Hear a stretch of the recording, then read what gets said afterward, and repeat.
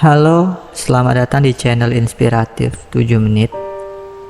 Kali ini ada sebuah kisah seorang yang dijuluki pahlawan tanpa tanda jasa.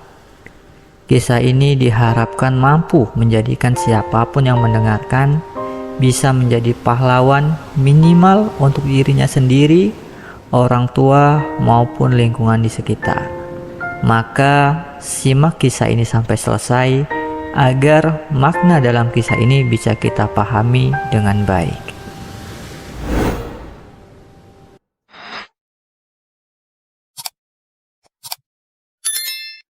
Namanya Pak Rudi. Dia adalah seorang guru teladan yang mengabdikan hidupnya untuk mengajar anak-anak miskin di sekolah dasar di sebuah desa terpencil. Dia tinggal di sebuah gubuk sederhana yang terbuat dari kayu, tanpa listrik dan air bersih. Ia harus berjalan kaki untuk sampai ke sekolah, melewati hutan, sungai, dan jalan berlumpur. Ia tidak pernah mengeluh atau menyerah karena ia memiliki cita-cita yang mulia, yaitu memberikan pendidikan yang berkualitas dan menginspirasi murid-muridnya untuk memiliki mimpi yang besar. Pak Rudi selalu berusaha mencari cara untuk meningkatkan kualitas pengajaran dan pembelajaran di sekolahnya.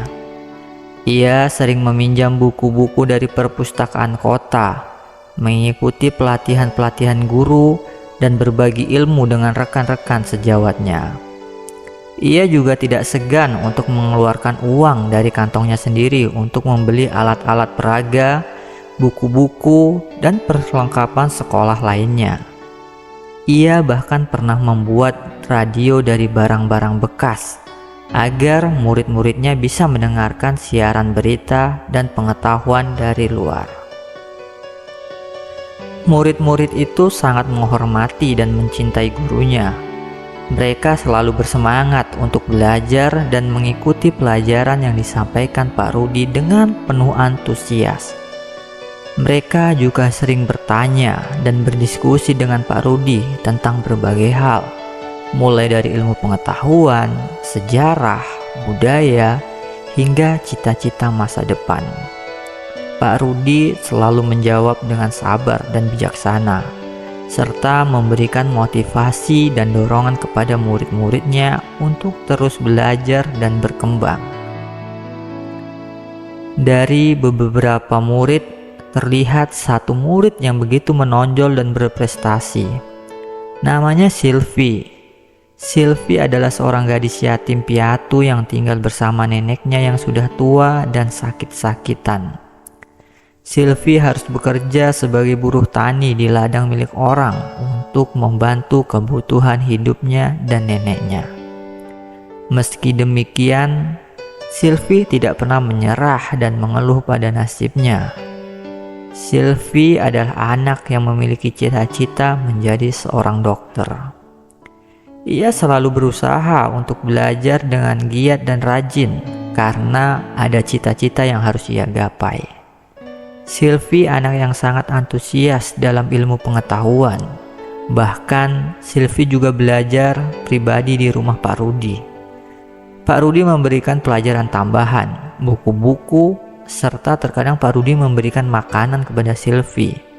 Pak Rudi merasakan kesungguhan dan semangat yang ada pada diri Sylvie.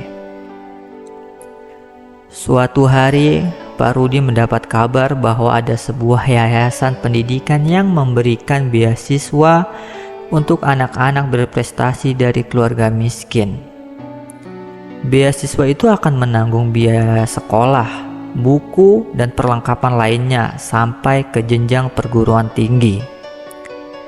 Pak Rudi langsung teringat dengan Sylvie dan berpikir bahwa ini adalah kesempatan emas bagi gadis itu untuk mewujudkan cita-citanya.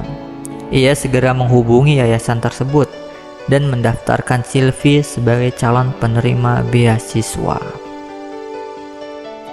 Keesokan harinya, Pak Rudi mendatangi anak tersebut di tempat neneknya. Pak Rudi menceritakan semua mengenai yayasan yang sedang membuka beasiswa. Pak Rudi juga menceritakan kalau Silvi sudah didaftarkan sebagai calon yang akan mengikuti beasiswa tersebut. Silvi pun terkejut. Dengan perasaan bahagia tapi juga pesimis, Silvi bertanya kepada Pak Rudi, "Apakah mungkin ada kesempatan untuk anak miskin seperti saya, Pak? Saya hanya anak yatim piatu yang tinggal di sebuah pelosok desa. Apakah mungkin anak kampung seperti saya bisa berpendidikan tinggi?" ucap Silvi dengan wajah penuh pesimis. Pak Rudi langsung memotong perkataan Silvi. "Silvi, bukankah kamu ingin menjadi seorang dokter? Bukankah kamu memiliki cita-cita yang harus kamu gapai?" ucap Pak Rudi sambil memegang kedua pundak Silvi. Pak Rudi pun meneruskan perkataannya. "Dengarkan Bapak Silvi, seorang pahlawan itu tidak terlahir dari orang yang kaya. Pahlawan itu tidak datang dari mereka yang punya orang tua, tapi pahlawan datang dari mereka yang bekerja keras dan belajar dengan sungguh-sungguh. Lihatlah kampung ini. Bukankah kamu ingin menjadi pahlawan untuk kampung ini dan nenekmu? Apa yang kamu cemaskan, Silvi? Bapak yakin dengan kemampuanmu dan Bapak percaya kamu pasti bisa. Jadikan ini kesempatan awal untuk menggapai mimpi-mimpimu, Silvi. Jika kamu tidak ingin merubah hidupmu, maka tidak akan ada yang berubah. Semua ini adalah ujian, maka belajar adalah satu-satunya cara untuk mengubah itu. Bapak juga akan membantumu belajar, Silvi." Silvi merenung dengan kata-kata Pak Rudi. Dia merasakan benar dan logisnya. Ia merasakan bahwa belajar adalah cara terbaik untuk mewujudkan cita-citanya. Ia merasakan bahwa belajar adalah cara terbaik untuk menjadi dirinya dan juga untuk menjadi seorang pahlawan untuk dirinya sendiri. "Baiklah Pak Rudi, saya akan mengikuti beasiswa tersebut dan saya akan belajar lebih giat lagi. Saya mohon bimbingan dan bantuannya, Pak," ucap Silvi penuh semangat. Pak Rudi tersenyum. "Bapak akan membantumu, Silvi. Bapak akan mendukungmu sampai kamu mendapatkan beasiswa tersebut." Pak Rudi pun mulai mencari buku-buku dan bahan latihan yang akan diberikan kepada Silvi. Setiap malam Pak Rudi membantu Silvi belajar, mengerjakan latihan dan soal-soal. Silvi belajar sampai larut malam. Terkadang kantuk menyerang. Namun perasaan Silvi untuk menggapai cita-citanya membuat semangat kembali dan belajar dan terus belajar lagi. Beberapa hari kemudian, tibalah waktunya Silvi mengikuti tes tersebut. Pak Rudi mengantarkan dan menemani Silvi pergi ke yayasan. Di sanalah kehidupan Silvi mulai berubah. Silvi mulai memasuki ruangan tes. Di balik sisi pintu, Pak Rudi berkata dengan lembut kepada Silvi, "Selamat berjuang pahlawan." Silvi pun tersenyum dan lebih semangat mendengar kalimat gurunya. Beberapa minggu kemudian setelah tes tersebut, Pak Rudi mendapat surat dari yayasan yang memberitahukan bahwa Silvi berhasil lolos seleksi dan mendapatkan beasiswa. Pak Rudi sangat senang dan bahagia. Pak Rudi berlari untuk segera memberitahukan kabar baik itu kepada Silvi. Pak Rudi menemui Silvi di rumah, namun di rumah itu tidak ada siapa-siapa. Pak Rudi kembali dan berlari ke arah ladang di mana biasanya Silvi bekerja. Dari kejauhan, Pak Rudi melihat sosok Silvi yang sedang bekerja bersama warga di ladang. Sontak, Pak Rudi berteriak sambil berlari, Silvi, kamu berhasil lolos. Kamu lolos mendapatkan beasiswa," ucap Pak Rudi dengan wajah penuh gembira. Warga yang sedang bekerja pun sontak bahagia mendengarkan kabar bahwa Silvi berhasil mendapatkan beasiswa sampai ke perguruan tinggi. Silvi tidak percaya dengan apa yang didengarnya. Ia merasa sangat bahagia dan terharu, dan memeluk Pak Rudi dengan erat. Ia berterima kasih kepada Pak Rudi atas segala bantuan dan dukungan yang telah ia berikan. Ia berjanji bahwa ia akan belajar dengan sungguh-sungguh dan menjadi seorang dokter yang berguna bagi masyarakat. Terima kasih Pak Rudi, terima kasih atas segalanya. Terima kasih telah menjadi guru, ayah, dan pahlawan bagi saya.